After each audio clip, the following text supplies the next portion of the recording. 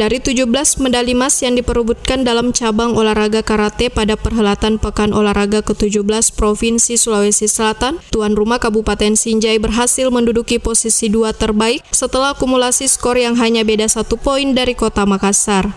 Hal ini diketahui saat pertandingan karate rampung di gedung pertemuan Hotel Sinjai Selasa pagi.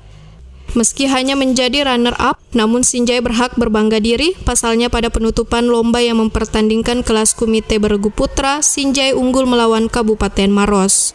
Atas keberhasilan Sinjai di penutupan ini, membuat bendera yang melambangkan kuda putih khas bumi Pandrita kita berkibar dan menduduki posisi paling atas.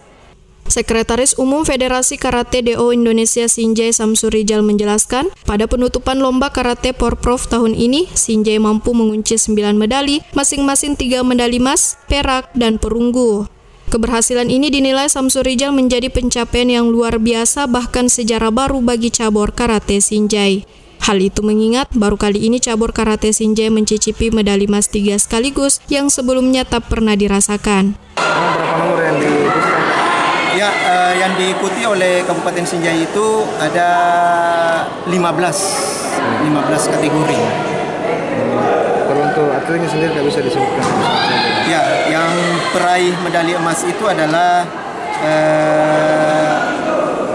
Jusmania Octaviana, komite perorangan di plus 68 kg putri. Adapun pemenang dan nomor pertandingan yang berhasil merebut emas diantaranya Muhammad Yusmar Syahrani Sanduan di kelas kumite perorangan min 67 kg putra, Jusmania Octaviana kumite perorangan plus 68 kg putri, dan kelas kumite beregu putra yang diikuti 6 orang. Selain Kota Makassar dan Kabupaten Sinjai di posisi terbaik pertama dan kedua, posisi 3 besar diraih Kabupaten Goa. Alam Syabahtiar, Sinjai TV.